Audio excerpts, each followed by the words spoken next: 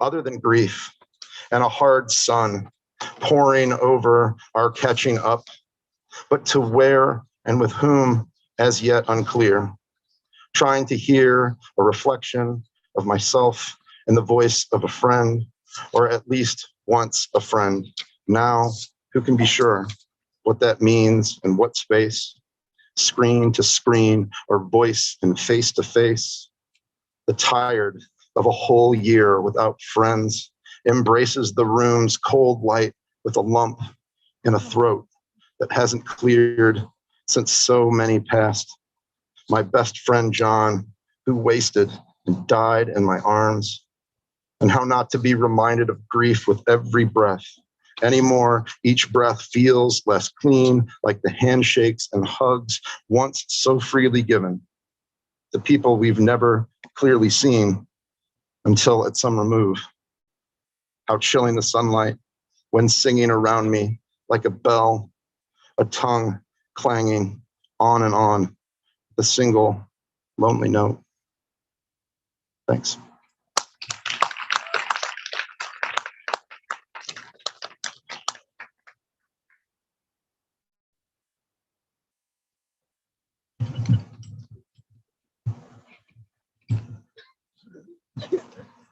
Hello, my name is Emma Wallman, and this is a piece that can be found on a page in the Atlas. The world is burning, and I'm just trying to survive. I got good at pretending that everything was going to be okay. Our planet is suffering, and we aren't doing much to fix it. The future is bleak. It's overwhelming to think past today. Where will you be in 5 years? I don't know where I'll be in 5 months. I don't know what I want to do with my life, because besides chase happy endings from cover to cover, page to page, and screen to screen. Who knows what the future will hold? Who knows if we actually want to know the answer? It would be so much easier to just live in our little made-up worlds, worlds where grandmothers still bake cookies and mend your socks, worlds where young people get to be young without having to worry about the consequences. If we want a world that will be worthy for the generation after us to grow up in, we need to do better.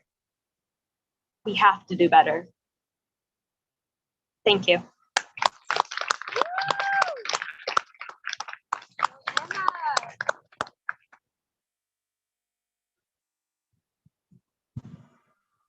Hey y'all, I'm Sam Bruner. As Ryan mentioned earlier, I helped Erica design the Atlas this year, and I'm also a workshop leader, and I'm also helping with the Teaching Artist program. I have 3 poems for you. 2 of them are written previously. 1 I wrote today, but record for me, I didn't write it 5 minutes before I performed. I actually wrote it this afternoon. So here we go. This first one is called Pages. Between the pages of our childhood, we made our home. Our lips grinned between chocolate chip kisses and petal soft touches. The pages of our story were wrapped around us, caressing the empty spaces. The candle lit between us, protecting us from the wilting cold. When the flame went out, you were there. Through seismic waves and meteor crashes, you held me close. My heart cradled in your palm. When the tsunamis and space rocks subsided and the flame reignited, you were there. Holding me like the first time we met, our pages battered and bent but not torn, our home still standing, our hearts still beating. This next one is called I Used to Be in Love with a Raven. I used to be in love with a raven, her black wings outstretched, glimmering, glistening, covered in dust. We reached cruising altitude, the world turned to fuzz. How did we get here? How did I get here? This isn't happening, this isn't happening, this isn't happening. I wish I could have smelled the smoke that was rolling off of my skin, but I was nose blind, foes blind, her claws stuck in my heart blind. With a brush of the hand and the feathers crumbled, turned to ash. Her beak cawed louder, her talons clawed tighter. I don't remember the day that dust fell from the sky, the day she dropped my heart bloody and beating in my open palm. I don't remember if she flew off or if I flew or if it was the lack of air or the excess of fire, but I guess that's what happens when you fall for a raven who loved to watch you burn. This last one is untitled, but I'm going to give a content warning because it does mention death and surrounds that topic. So do what you need to do to take care of yourselves. Death leaves you empty. It leaves you wondering if you died instead of them, but their body is right in front of you, their eyes closed, their skin waxy. The baby teal skirt suit is nothing she ever wore, her Sunday best, but lacking her snow hair curled to perfection, too much makeup. The first and only time you've seen her like that. Perhaps years before she looked like that every day, but more alive and less chemical. Your parents have always reminded you that they wanted to be cremated. They don't want their blood to be replaced, their mouths sewn shut, their eyes closed with spiked caps. You do not know how you want your body to rest. Maybe in a progressive reality, your flesh is fed to carry on. Maybe they never died. Maybe you got to say goodbye. Maybe you stopped spending days wishing things that didn't happen to you. Maybe you stopped letting your skin burn in the sun to erase any part of yourself where your ex-lovers touched you. Maybe you remember that your body is your home and you learn to care for her better. Maybe instead of loving her, you spent that time loving yourself. But you and I both know that your body is a tomb of everything you once knew, and you are not yet capable of loving more than one thing at a time. You know her passing means no more bike rides to her house with your grandfather. You know that her hand won't reach out and touch you. It just sits posed. You know that the man and woman who live next door will become this. You know the parents that you love will become this. You know that you will become this, and there is no running from the epitaphs written in the wake. The marble stone is your only legacy left. The memories will fade, turn to ash. You will become maggot food, nothing more than nutrients in the soil. Thank you.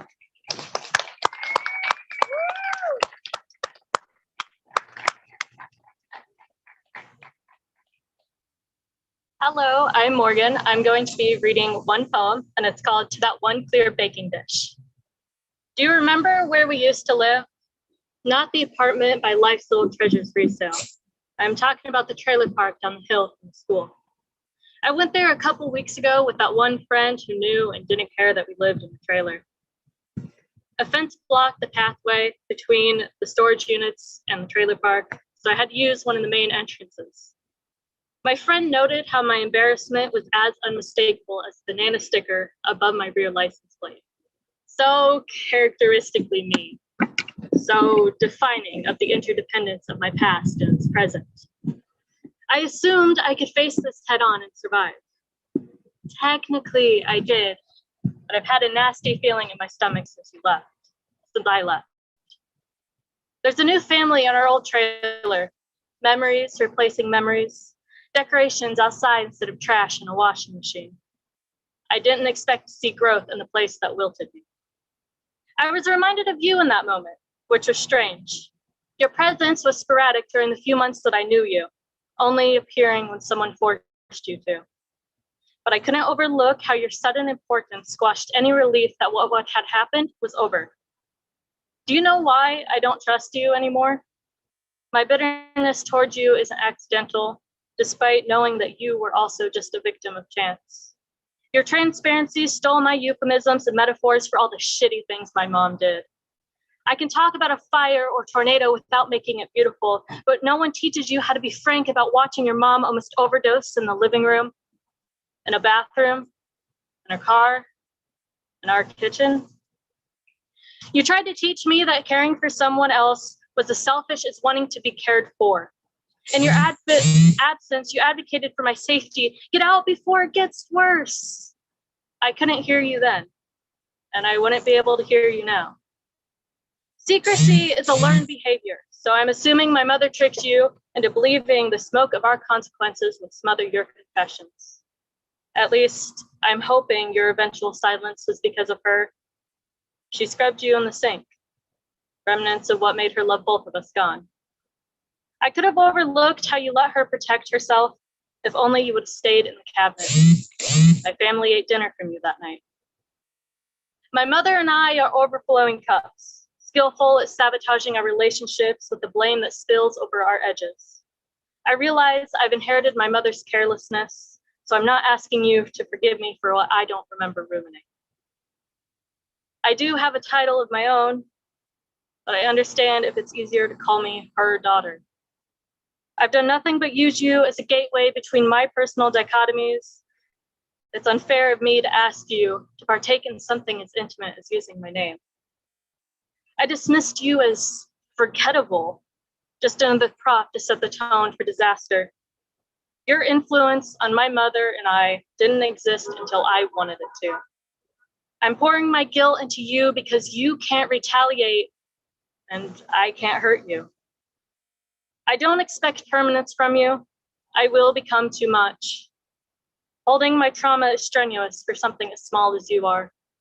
There's a better version of you in my trunk that's packaging cradled in new beginnings, memories replacing memories you've already been replaced. Thank you.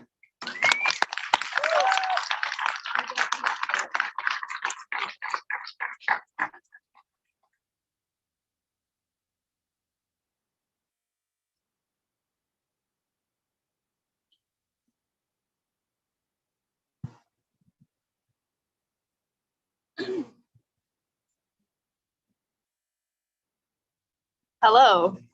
I don't think I can count because I definitely thought Morgan went third, but that's okay. My name is Charlie. I'll be reading a couple pieces for you tonight. So my first one is in the Atlas 16. They all are. My Toyota Corolla is low on gas and I'm nearly heartbroken. We're leaned up against the side of my car, you near the headlights and me by the trunk, both watching the screen as the decimal point stands still. Millennia-old dead animal fat funnels into my gas tank.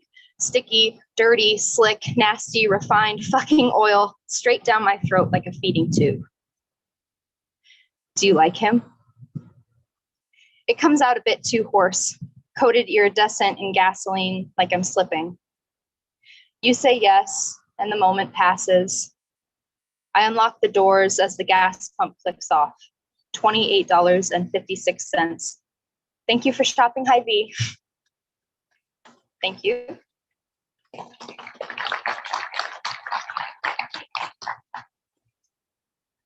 This one is called Slow Deaths.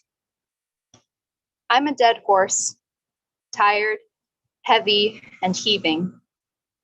All the flies cling to me, the meaty sores of my legs their home, and my hooves foreign to my body, too decayed to pick up my feet and trudge the fields.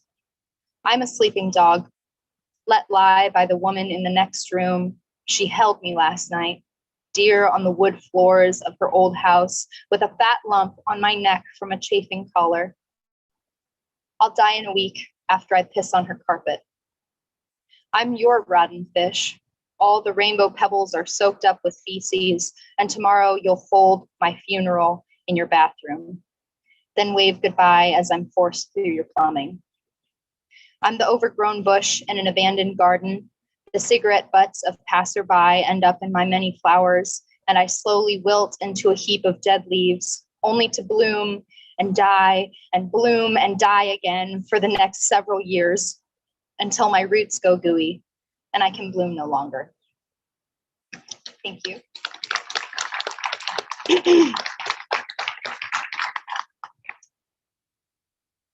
My next piece is How It Feels Making Out with the Dirty Bong on Your Nightstand, based in the world of Garden Song by Phoebe Bridgers. I never had a little brother to house in my bedroom on the long nights when our parents weren't home. I wasn't the older sibling, the protector, or the fruit bearer. I wasn't a bride for my mother and her smiling church friends, nor was I the athlete my father wanted, or the spinster my grandmother intended to teach. How to sew patches in your jeans and hem the bottom of yard sale dresses. Then stick yourself with the needle. When the thread unravels in your hands, watch it thoughtfully and weave a small dream out of the cotton spool. My dream wasn't to grow taller into those folds of cloudy, hazy skies behind the barn or over the chicken coops. I liked potted plants near my bedside and a glass of ice-cold water that could put out the fire of that old barn's antique wood fixtures. Then when the fire raged down, I could rub its thin embers into a dark powder, smear the gunk all around my wrists and wash it off in the bathroom sink, coating all the pipes with a small speck of dust that clings to the corners of their corridors, unable to be washed away in a torrent of water. When the septic tank needs emptied, I rise dutifully to the occasion to see that dark powder littered amongst the dirt of our combined filthiness. It doesn't come clean with the rest. It doesn't come clean with the rest, and I sit long and hard and purposeful in that room. And I love how it feels to sit long and hard and purposeful in a room where all the things are messy, so I am not completely a mess. Rather, I am put together with an aim, very covered in thin, dark powder from the wood of an old burned down barn. Thank you.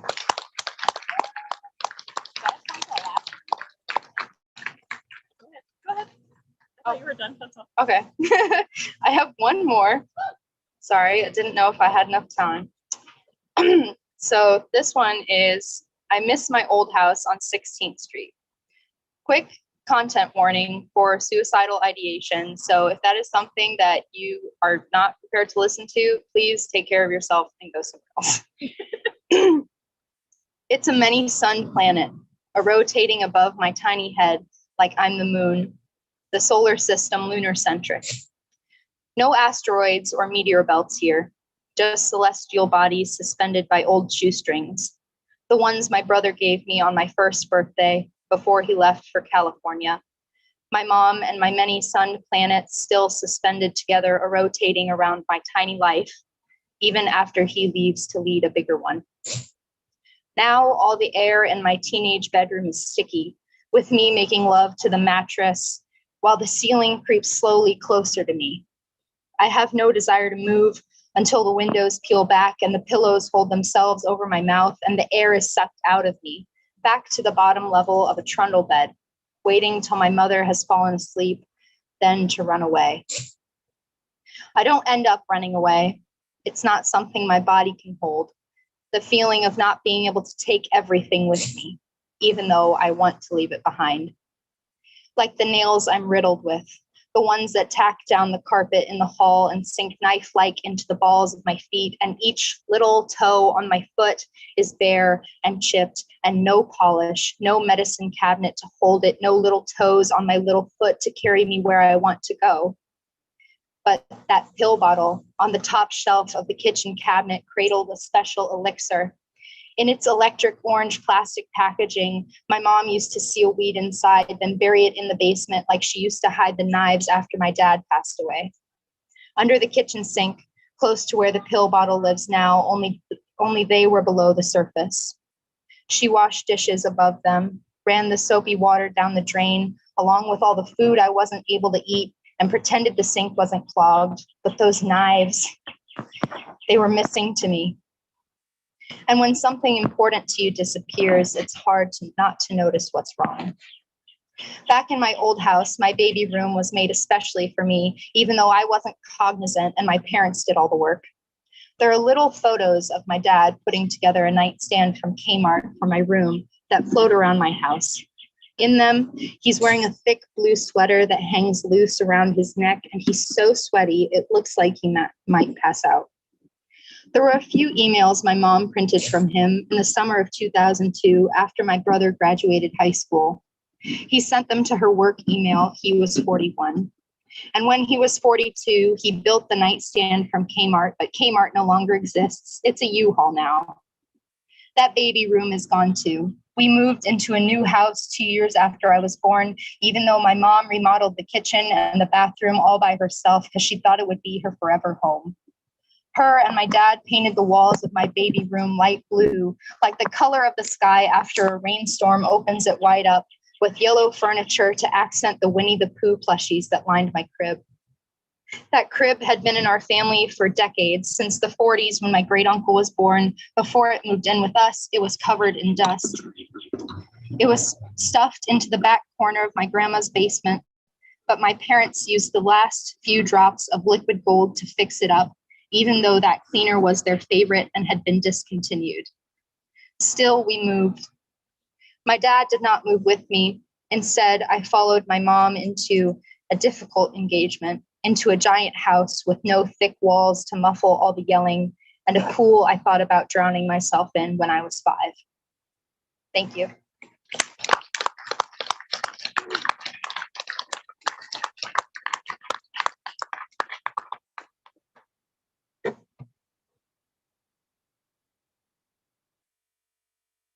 Hi, I'm Chrissy, and tonight I'm going to be reading a poem called An Ode to My Grandmother's Arms. Growing up, admitting that I loved limbs of sagging skin covered in dark spots and bruises, and remainders of bruises from years past was not something I'd easily do. Neither was admitting that they had become my favorite place to hide. I remember refusing to find the comfort of fat and muscle whenever someone else was around, always afraid of looking immature or cowardly. Let's face it, I didn't want Greg Haynes to call me a pussy, to see me hugging my grandmother, and to see it as a sign of weakness. There are only two reasons you should look for affection from a family member. One, you're scared. Or two, someone is dying. My grandmother isn't scared of much, just snakes. Over the years, she and my grandfather have developed a routine. She'd garden, and he'd keep watch with his arms open, so that if one of the slithering beasts ever made its way onto their patch of grass, my grandfather could hug her, shield her, carry her inside, and hold her until the fear had left, along with the snake. I have one main goal in life: to find someone who hugs like my grandparents do. Like I said before, this was never something I used to admit. However, now I would shout it from the top of storm clouds. I'd find a way to scream louder than thunder. Hell, I'd become the thunder just to let every being of this universe know that I miss those aging arms, that I miss the smell of bad breath and decaying flowers, that I miss watching my grandparents' love story unfold in front of me. When my grandfather met cancer, my Nana became distant. Her arms grew weak, too weak to shield me from the grief that had swallowed me whole. Even though my Nana was not the one who was dying, something inside of her was. It is exhausting watching something you took advantage of being ripped from you day by day. This was the first time my Nana and I had switched roles. The first time my Nana was the one who needed protection from someone other than her husband. These are the things that cancer has branded into me. 1, life strangles. 2, life is relentless. 3, life hates keeping good people around. And 4, life likes reminding you that things like security, comfort, even arms are all temporary. Thank you.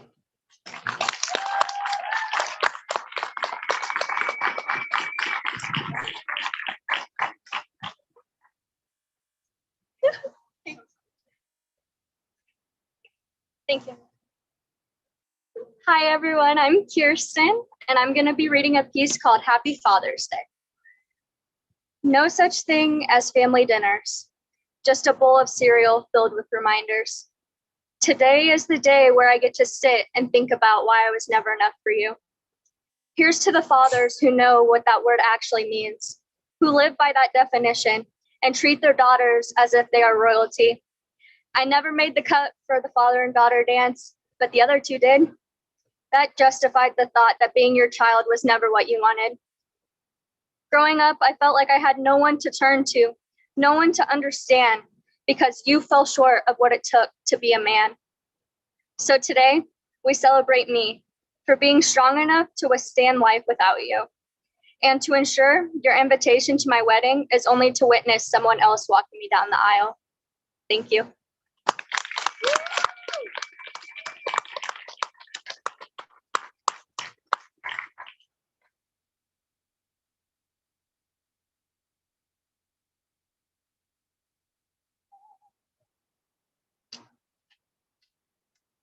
Good afternoon, everyone. Good evening. I suppose it's evening now. It's good to be back. Good to be back in the world. Good to be back here at SPECTRA. I have the unique honor of being old enough to have gone to the first SPECTRA reading. I always wanted to read at a SPECTRA reading, I suppose I'm crossing off the bucket list here. So thank you so much for having me back. Tonight I'll be reading one poem for you. This is Goliath. I was smaller when I first met you, shivered up in my own acceptance, wrapped in coastal confidence. I was so sure you were like the sea that kisses shore, not fully aware that sand is just land that's been beaten and ground down. Now I am a giant in sheep's clothing, bloated by boredom. Let me call you darling David. Take your slingshot, sweetheart, and arm it with your doubt. Emboldened by my blindness, don't tell me I'm a threat because I'm bigger than you. Teetering on the precipice of my own self-conceptions, let me face you alone with my melting eye teeth. You, anointed, me in the wrong place at the wrong time, I guess. Talk about being stuck between a rock and a hard place. Cut me up into pieces and throw me in the riverbed. I'll let you win, but they'll still need me to remember your name. Thank you.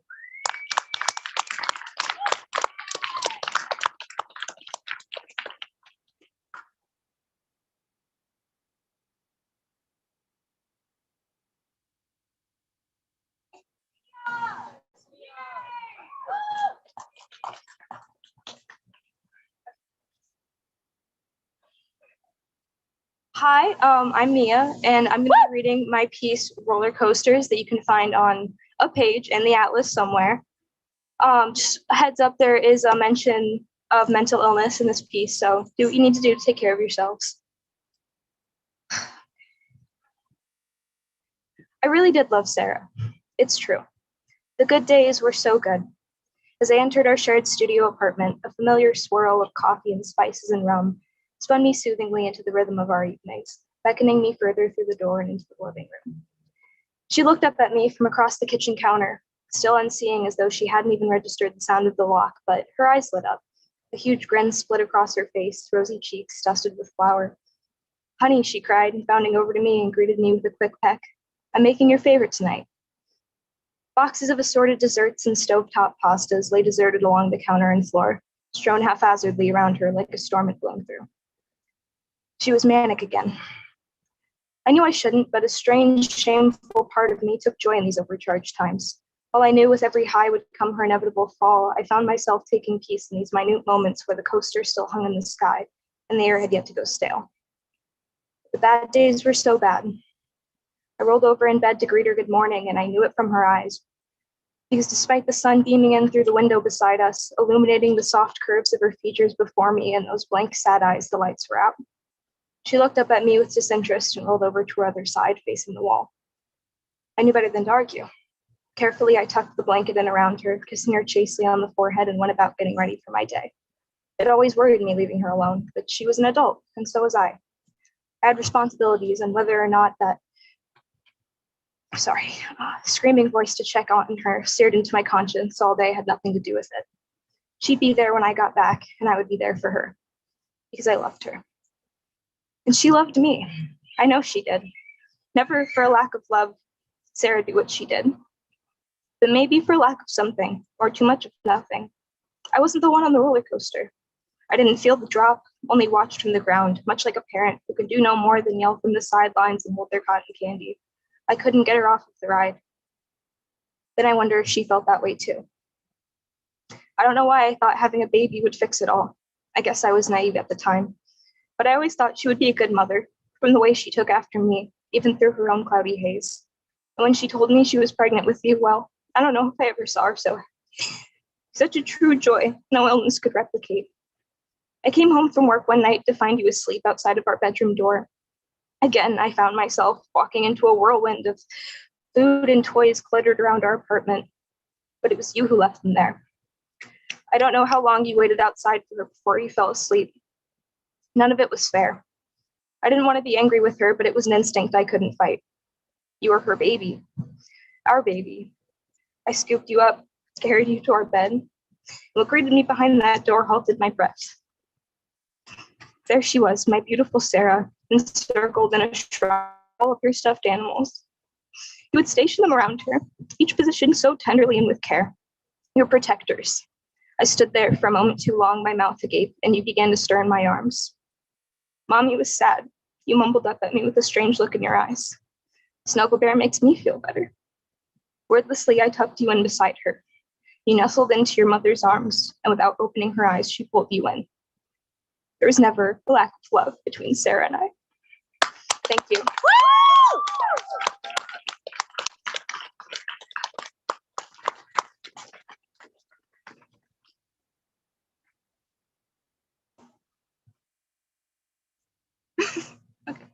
Hi, I'm Janie, and I'm going to be reading Bloomed from the upcoming Atlas 16. You, my beautiful curse, I faded into you like the moonrise sunset, the flicks of colored lunar flame engulfing me with love as we sat along the river. But besides those dreams and delights, at our core there is only decay, words and false promises, different paths. My heart is being held together with shoestrings entwined. You were always meant to stay mine. But you were free-willed, and I stuck in my ways. You saw the fork in the trail and went with the tide. I stayed stuck where my roots lie. We were dreamers, the kind that would converse with the stars and ask them where the fireflies would go to conduct business after hours. When the dawn peeked through the trees edging a ravine, I had built an ornate life for us to live, one with a porch swing and a garden, where we would hear wind chimes and bird song. 2 lemon iced teas sitting in champagne glasses on the side table would refresh us as we recounted tales of woodland creatures and the spirit I found dancing near the stream on my afternoon walk. We had even planted a rose bush, as I know that they were your favorite. Eventually, when the weather was nice or the dishes got done, we'd watch as our buds blossomed into scarlet. Thorny, but art, just like us. Thank you.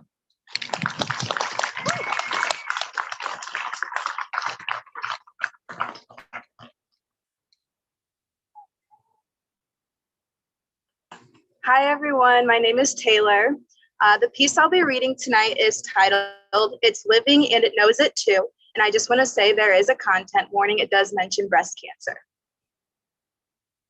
It's living in her, replicating itself amongst the wall of tissue that lines my mother's breasts. Yeah, I said it, breasts. Why silence my pain and her pain when we don't have time to argue about censorship? And I'll say it again. Free the nipples, yet we don't have time to argue about censorship because while we're arguing, it's living. And while it's living, I'm waiting. I don't know what I'm waiting for grief, waiting for the call, waiting for someone to stretch their arms out for comfort. But don't waste time stretching your arms out for me. Because while you stretch your arms, it's making itself at home in my mother's breast. Incontrovertible, not controllable. The incontrovertible mass lives large, but not larger than my emotions because it knows. It knows that I can't eat, knowing it's living. It knows that I can't work, knowing it's living. It knows that I can't smile back at another smiling face, knowing it's living. The flowers in my yard got nothing on the growth inside my mother's chest. It knows that it's hard to live, knowing it's living too. So I wait. Thank you.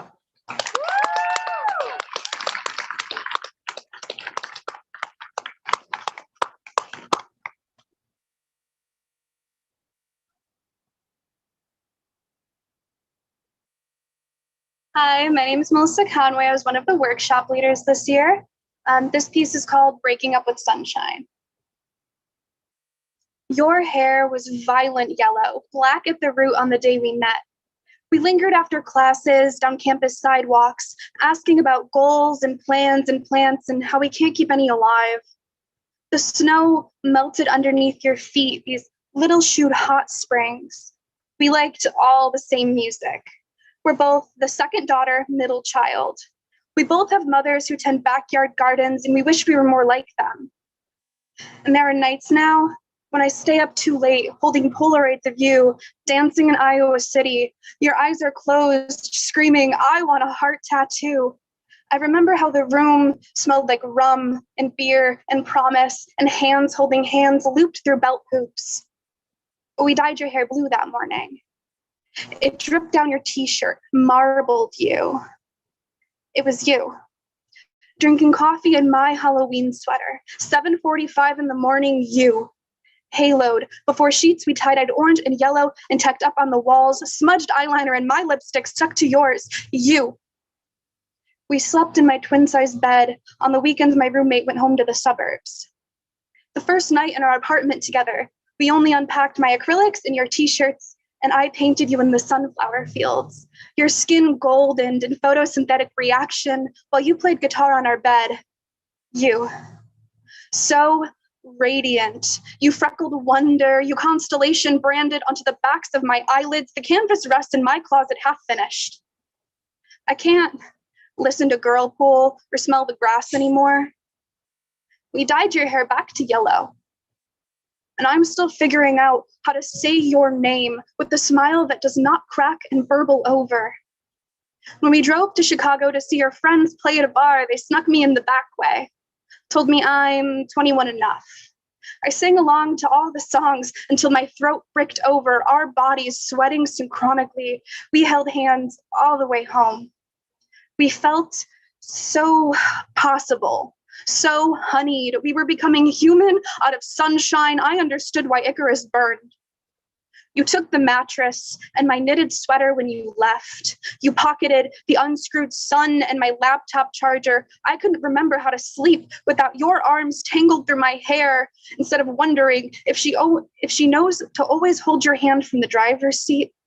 It only takes the left one to steer. Does she kiss you at the red lights? Can she paint the tilt of your chin just right? Memorize your favorite songs, how you like your coffee? Does she ever ask whose sweater you're wearing? Does her breath hitch in the back of her throat over how incredible it is to wake up next to you? Does she put on sunscreen, face the music, pedals first? I'm wondering why it was always me who had to bind branches, water budding ambition, wipe off the dew, say I'm sorry, ask the questions, did I overbleach your roots? Who tends to the gardener?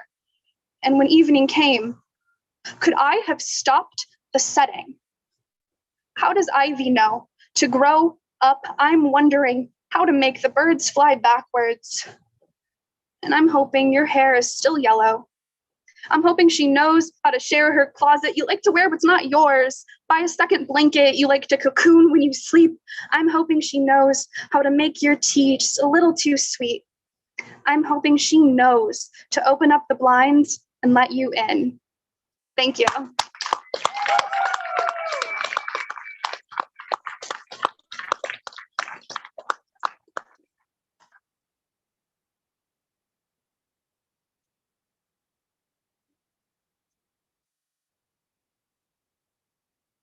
Hello, that's weird. My name is Joe DeBloy, and I'll be reading Sensory Overload. The smoke from the bomb is spreading, and it spreads faster and thicker, and you see the bark tear from the trees like sallow skin and smell the burn dust of radiation, and know that after the burst of the explosion will come the blast and the burn, and the world will be scaled like a rotten fish, and your friend grabs your shoulder. You jolt and almost scream. She doesn't notice. She's laughing and took hold of you to stop from falling over. Your eyes are brought back to the room. It's furniture, cozy with familiarity.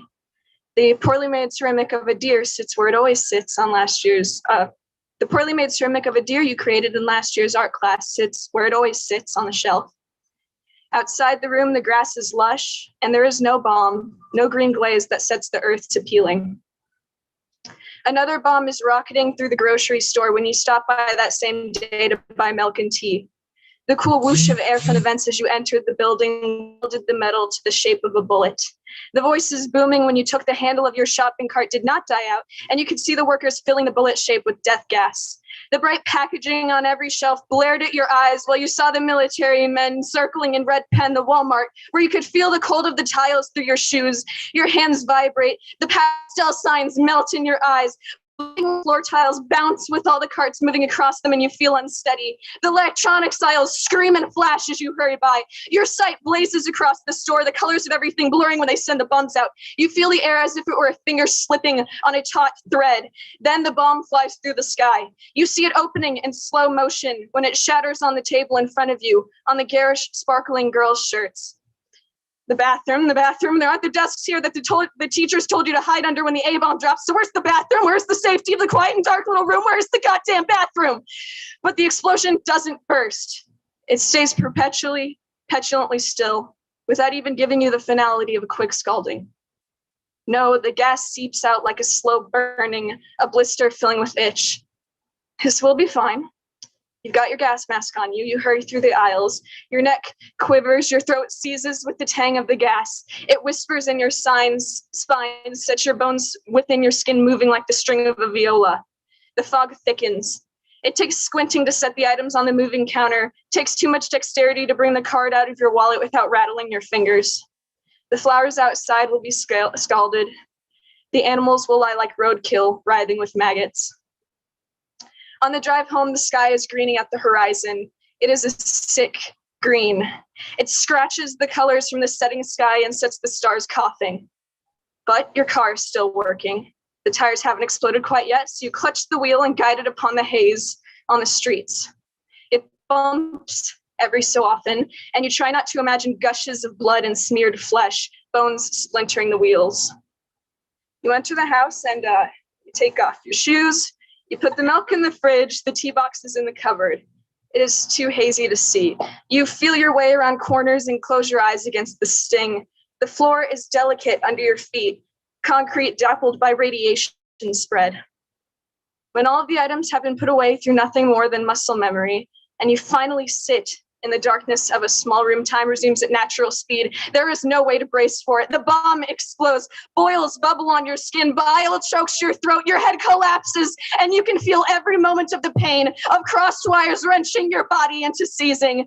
The world gets even worse. Thank you very much.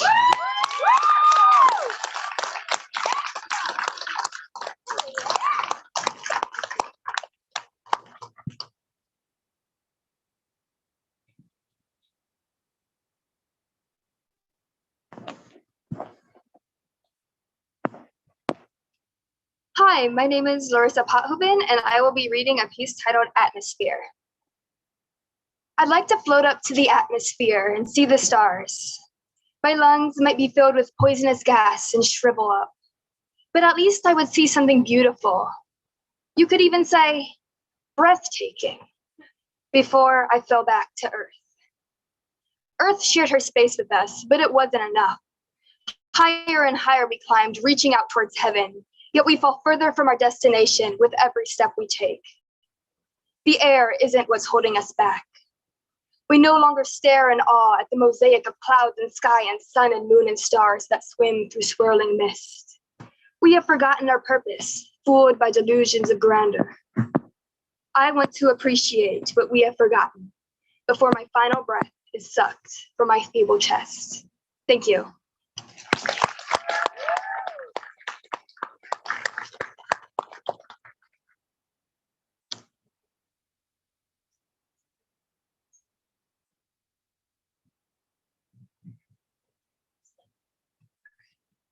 Hello, I'm Haley. I was in Atlas 13 and 14, I think, and now I'm back this summer as a workshop leader, so that's really cool. I'm just going to read one short piece. It's called Brain Food. I wonder if I'm frying my brain like an egg. Put it on some 12 grain with a tablespoon of mayonnaise, redundant and tangy. My doctor says that we need to up the dose. I chose this life and I better chew on it. My jaw hurts, it pops and cracks. I have 2 wisdom teeth like my dad. He never believed much in it. He said it's in your head like baby's teeth, all stuck in your nasal cavities and eyes. Go for a run, suck it up, shove it down your throat. It runs in the family, so get over it. He'd be disappointed in me, so I don't tell him. When he asks where I'm going, I say the grocery store. He says to grab some avocados. I tell the lady my name and who I am seeing that day. She hands me a clipboard. It asks how I have been feeling since my last visit.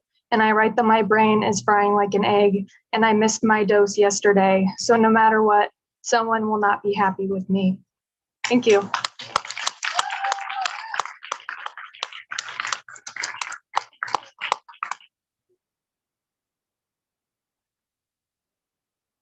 Hi, Hi, my name is Ava Miller. Like Haley, I was an intern the past 3 years, and I had the pleasure of coming back as a workshop leader, Go Group 3.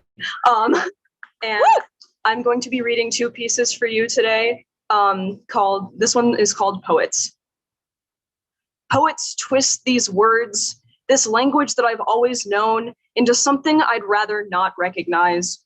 Poets take my trembling hand, lead me away from the neutral sterility of a hospital, place me gently in the January 21st appointment slot, kiss my cheek, and bore a small hole into the birthmark on my calf. Poets know how I feel. Poets lick their cracked, scaly lips and hold up my perceptions of my own vanity. Poets realize that they can submit their questionnaire anonymously, but they somehow manage to sign their fat, loopy signatures perfectly using the laptop's mousepad. Poets can always find a sadder story. Prose writers pull me aside and say, you know they tend to embellish, right? Your submission isn't any less valid. Their poems aren't any worse or better than yours. It makes me feel better. It really does. Until poets grab me by my blue hair, my only safe form of self-expression, and push me face first forward to drown in their perfumey word soup. Poets' voices tremble as they read their valid thoughts. Poets say they have gone to therapy and their thoughts cycle backwards. Poets backpedal. Poets crush me under heavy wheels like it's only a mild inconvenience. Poets tell me I'll be all right in the morning. Poets help me into pajamas before the sun has gone down, tuck me under stifling weighted blankets, and forget to close the door on the way out. I sigh and roll over, because after all, I am a poet too.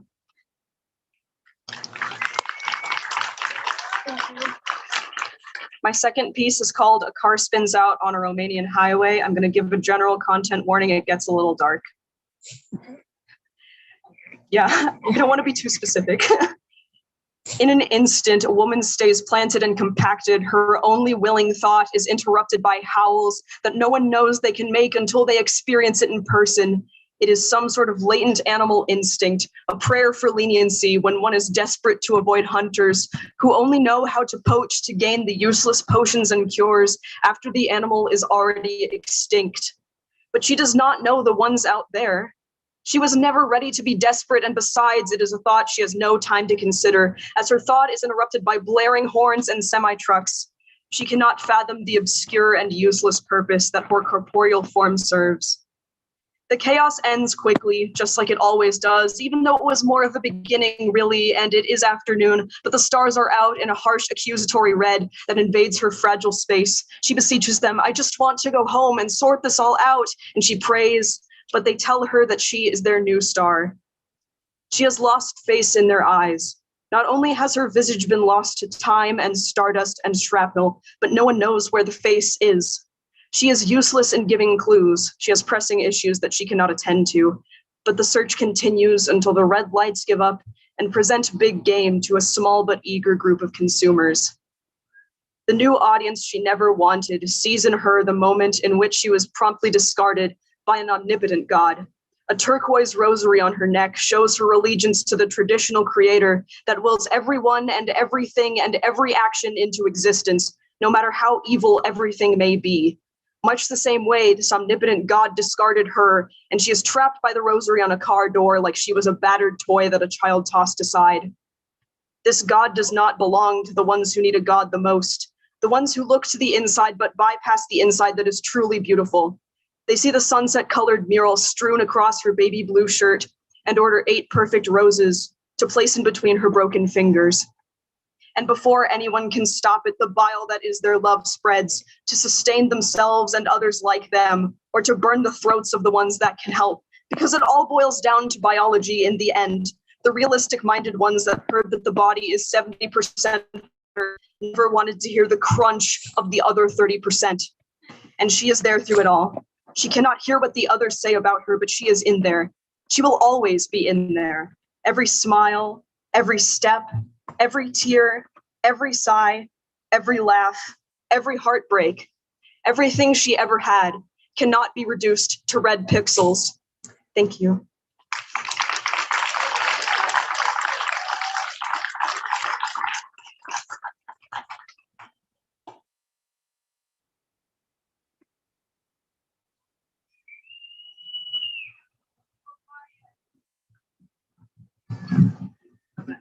I think that's good.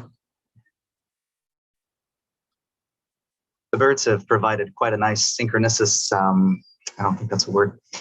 The birds have provided quite the nice musical for us tonight as these beautiful poems have been read, haven't they?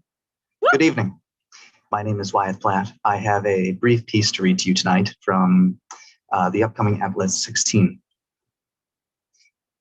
To the bird which I buried last night, as the indolent sun smeared a pink tapestry across the evening sky and illuminated the small hole that I dug for you.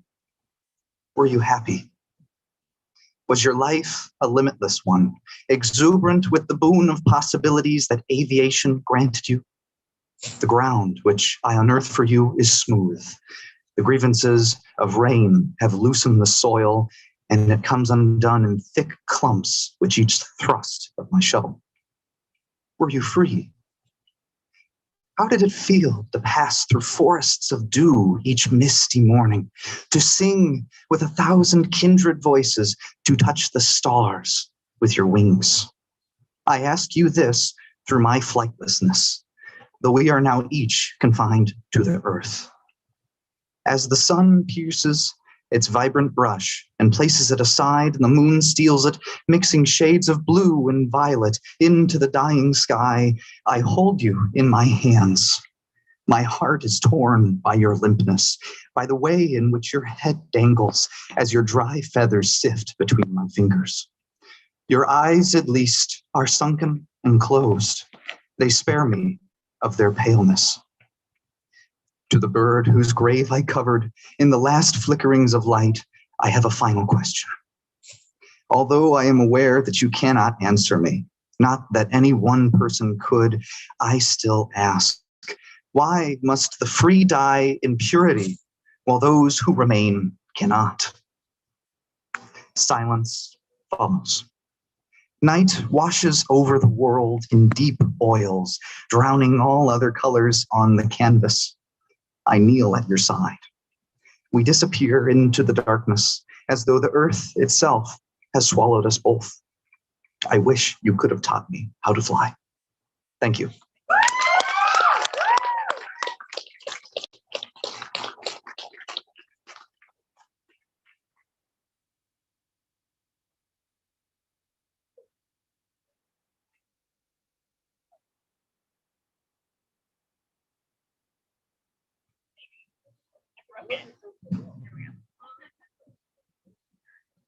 Hey friends, I wasn't planning on reading, so this is gonna be my first time reading off a phone. Be very proud of me.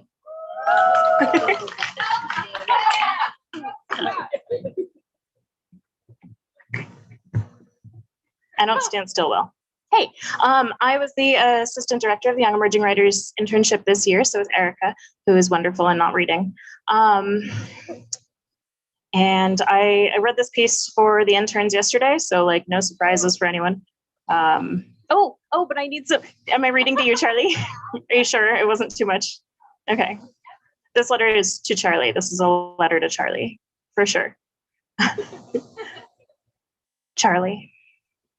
According to Google Maps, I would ride my 10-speed trek 3.3 miles to your house every day when I lived at home.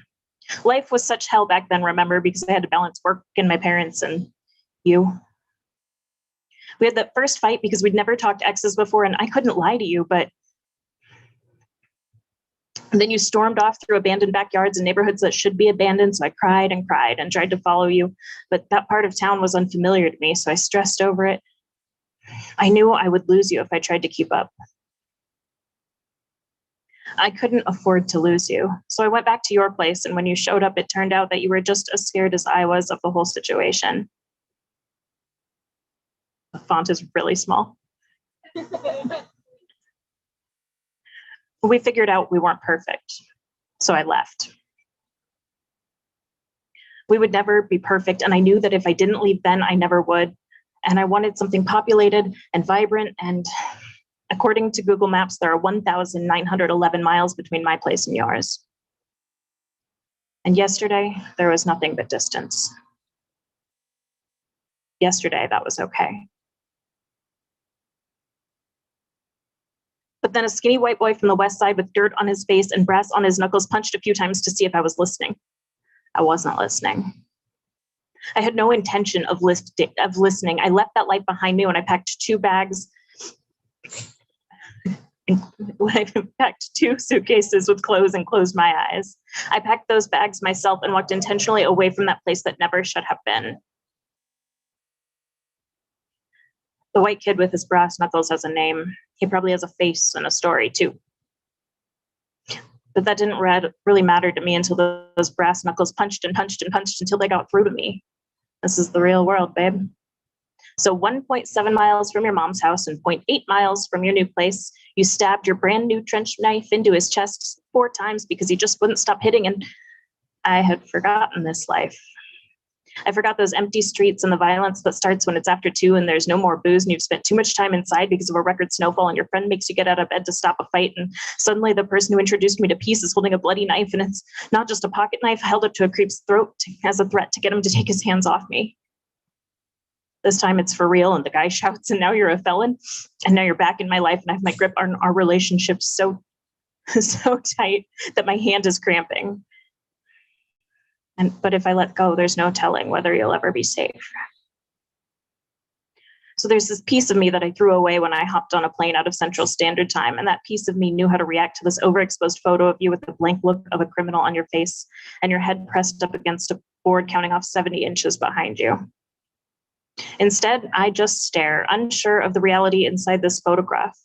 It looks like a soulless version of the guy who begged me to stay in the roach-infested house neither of us could afford because he was too afraid to lose our love. It's a felony, stabbing someone. And I won't be any closer to you if you're taken away. I won't be able to protect you or tell myself you're all right. I'll probably just sit here like I do now, staring at the 2,043 miles on Google Maps because prisons aren't shown on Street View. But they wouldn't lock you up. They wouldn't break this grip I've reattached to you just to uphold a law. The laws take so little into account. They don't care that you were trying to keep brass knuckles from killing a friend. The law doesn't care that your eyes are like cola or that you love with your muscles. The law doesn't care that it could break a boy who would otherwise play the role in the saving of something. The law doesn't care that I love you every day from 1,911 miles away, or that I won't survive your incarceration. Yours, the end. Thank you. Now we have a couple of videos. It may be tough to see, but we're gonna just like grin and bear it. And then we'll have our final reader after that.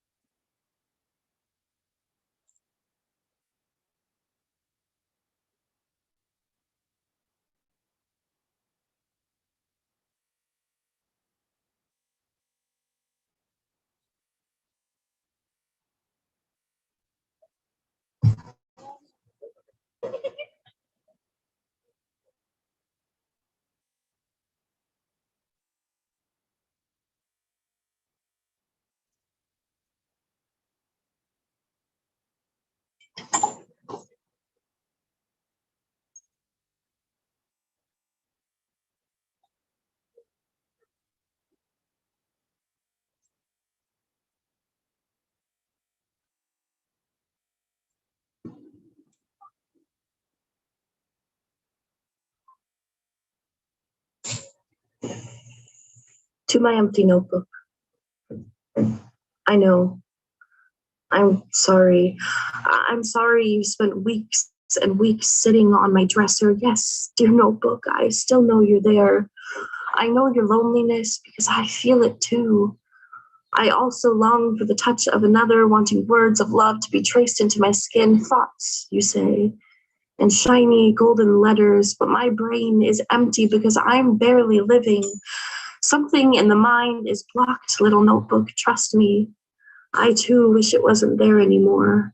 I want to decorate every line and margin with creation, fill every space with devices of imagination. But I can't make stories from days spent in bed. empty. So you are too. Thank you.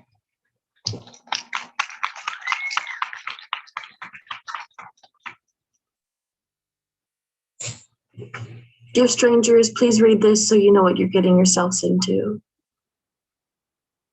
2 minutes is not enough time to write about almost 20 years of trials and tribulations and trauma, but for you, I'll try. I like alliteration because I can feel the words on my tongue. I think roller coasters are fun, but not as much as the adventures of mouth and mind. I don't like beaches or pools or dipping my toes into anything new. I think the word chubby should stop being used as a derogatory term. I am chubby, but that means there is more of me to love. I don't drink enough water, so if I were a flower, I'd be a wilted one. I have an obsessive personality that often leads to loneliness. I've been sleeping with the lights on, which is a bit of a weird habit to have because I'm not afraid of the dark, I'm pretty sure. I should probably write about my dad, but it's never the right time. I never say no, which is a bit of a dangerous game. I spend a lot of time writing love poems to future men when I should be writing them to myself.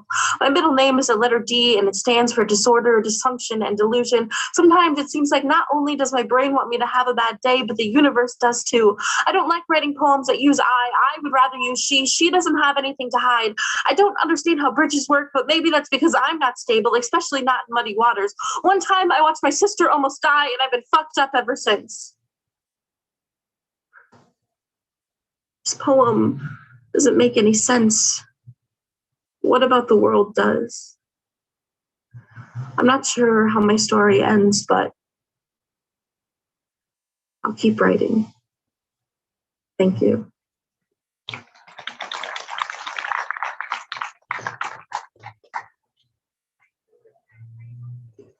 Great Grandma Lola. I'm often questioned about the little green shoe permanently inked into the right side of my stomach just above the waist. They stare and mutter their judgments until I say it's in memorial of you. Pearl necklaces, tea parties, and more tortillas than I could count. Monday, Wednesday, and Friday afternoons were filled with moments together. Making albondigas in the kitchen, mixing the ingredients together with soft wrinkled hands as the smell of fresh mint and chicken broth fills the air. Hours spent together playing in the sunroom, playing any and every game I got over. Bathroom makeup lessons in that old mirror, the one that had the lights around it and the shining smiles reflected in it. I was chua, beautiful, and you never let me forget it. You, decked in jewels, holding your famous tequila sunrise. Holidays were always a celebration of love. Every Sunday at Mass, when the church bell rings and my hand presses against my chest, I cannot help but shed a tear for you. Great Grandma, you are my favorite. And I would give up the world to spend another day with you. Thank you.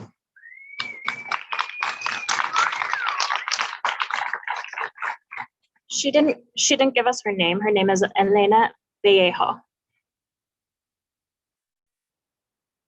Next up on the video is Lola Brooke.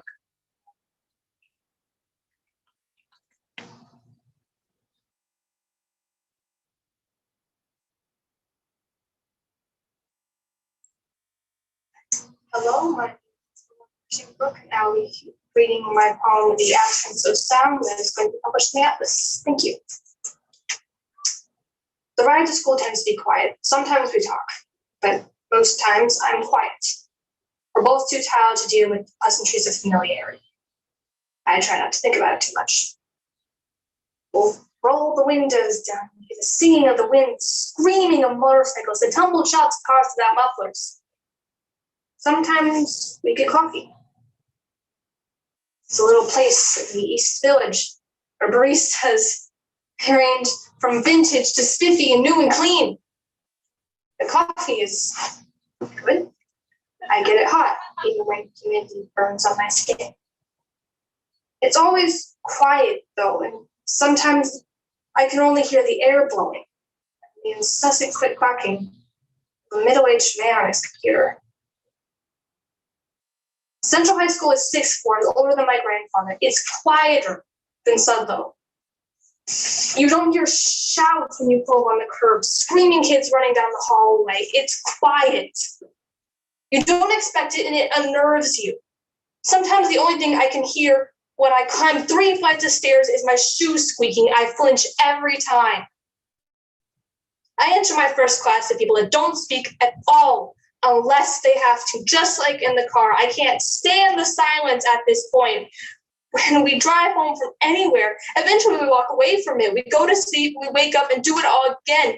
Your words keep me company, but God damn it, it is not enough. I'm left with my bones and the bitter silence. Thank you.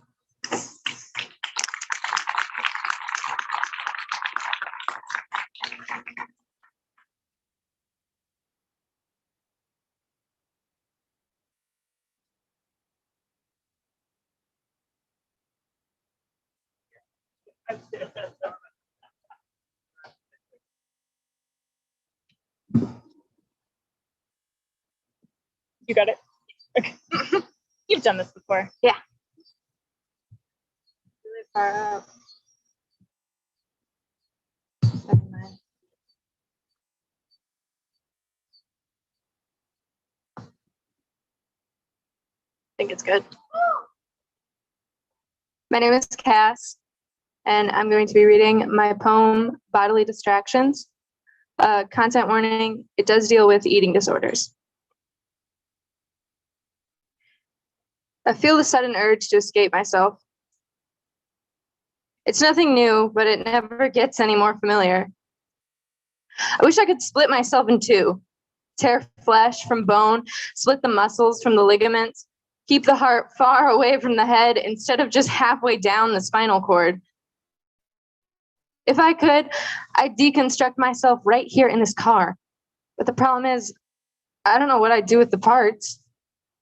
I think I'd just stare at them until I gave up because I have a bad habit of never reading the instructions anyways. I could leave the shell of this person I'm inhabiting and throw her to the boys like a carcass to wolves. It's what they wanted. Keep them satisfied. I wish this feeling was just as primitive, a natural instinct. Think whatever the hell this is, it's instead a screw up in evolution, a kink in the timeline. Studies have shown that as humanity ages, each generation has gotten more intelligent and attractive on average. Studies also show that individuals with higher intellect are more prone to self-deprecation and depression. Everyone depicts evolution as an upward climb, but if you ask me, we just messed up, and it's time to accept it. Maybe this feeling is just my piece of it. I don't mind then, I suppose. If humanity knew how to share her burdens, the world's aching spine would stop cracking in so many goddamn places. I feel the need to escape myself. For a long while, when I'd get this way, I would starve myself. Now I just sit with it, which I suppose you'd consider that healing. And healing is a nice word that couples with recovery and restored. And so sitting with it is good. Sitting with it is safe. Look at me, doing the safe thing, reading the instructions. Maybe what I need is an exorcism. I don't think anything haunts me but myself, but sometimes I wonder if someone would only press their palms to the sides of my head and tell me I'm healed if I believe the placebo. Maybe I'd even flutter my eyelids open and feel a weightlessness I haven't felt since a time I can't honestly remember. Probably not. But if anyone came close to pressing their palm to my burning forehead and ceasing the ever-rising fever inside, it was you. I wish you were here. Mostly because I always wish you were here with me. This is a shitty love poem, but you can take it as one. You can take anything you want. You're the only one that doesn't look at me like roadkill, with too much pity in their eyes or too much hunger dripping from their lips. You just see me as is. And I've never been so confused by two innocent words. I wish you were here. Mostly because I always wish you were here with me, but somewhat because you'd grab my phone from me so I'd stop trying to write notes down while driving. Then again, I'm tired of relying on you to stop me from destroying myself anyways. Thank you.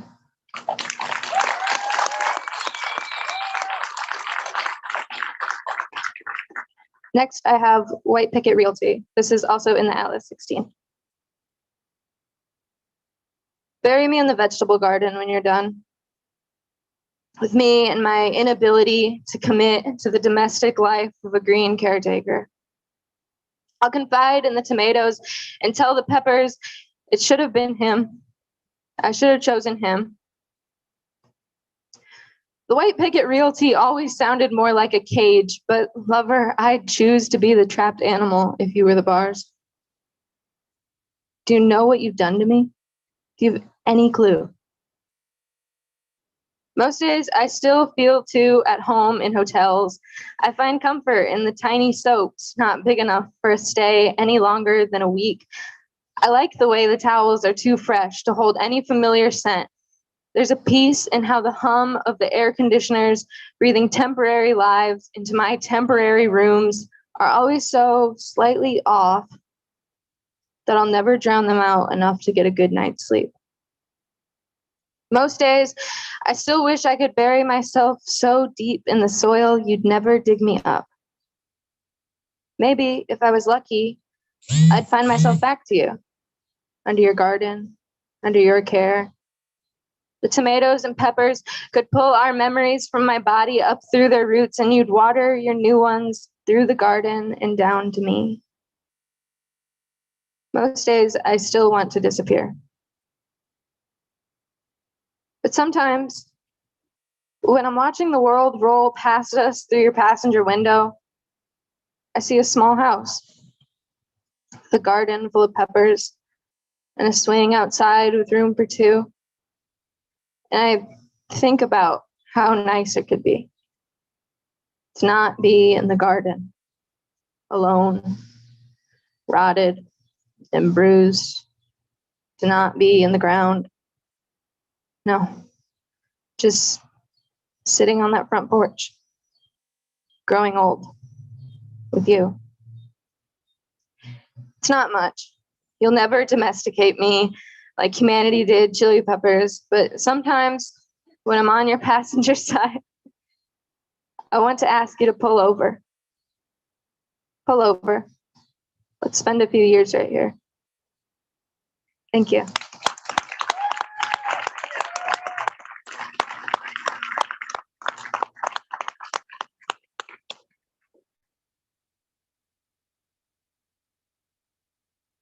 You want me to get that for you? I think I got it. Thank you, though. Appreciate you. Give it up for all the readers tonight. YEW staff, YEW interns.